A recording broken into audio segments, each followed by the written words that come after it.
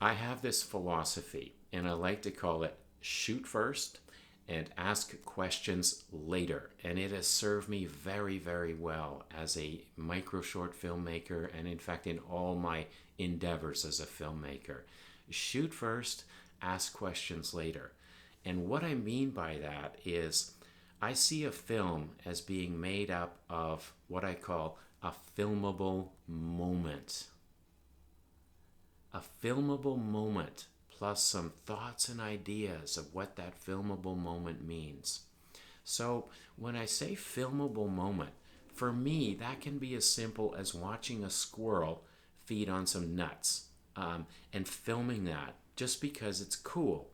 And I will do that all the time. So I always have my phone with me, and I'm familiar enough with how it works now that I can quickly be in filming mode.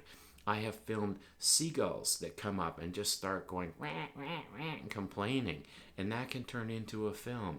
I have filmed really interesting alleyways and street art. I have filmed beautiful parts of nature. What I'm basically encouraging you to do is if you see something that looks cool to you, please film it. Film it.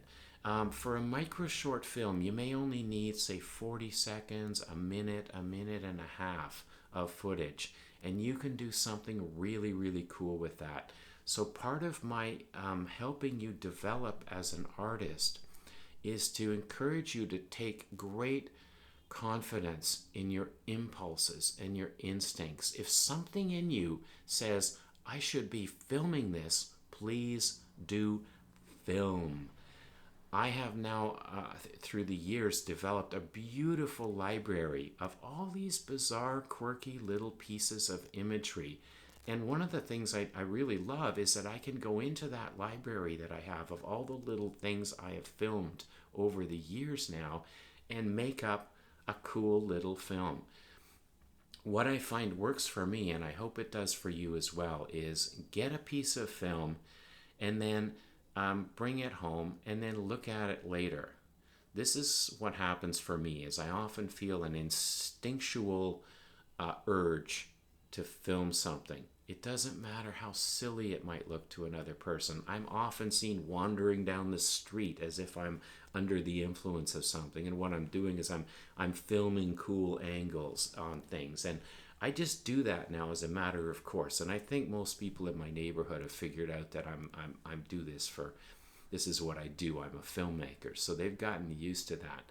But in the beginning, it took some kind of courage, I guess, to sort of just start filming anything I saw and everything I saw that was really interesting to me. I found that when I went home and I looked at it later, it spoke to me. So I didn't necessarily know what the message of the film I was going to make was when I was filming it. And I think that's really important because it'll talk to you later, and you can grab some footage, look at it later, and think, you know what? I actually really would like to make a film that explores this theme. And this footage could fit really nicely into that theme. So then you can take that footage, the part of it that you think is interesting, and then add a narrative to it. And a lot of micro short films are of that kind of nature. They're narrated over imagery. And that's a form I particularly like to work with because, first of all, I can generally do it myself. And if you want to be a filmmaker, it is great to be able to have some kind of part of your art that you can do yourself. So you know you can finish things. And you know that you don't need to be overly reliant on assistance from other people. That's one of the things I'm going to be driving towards in this course is scoping out films that are simple enough that you can do it. And you can do it largely on your own. Okay?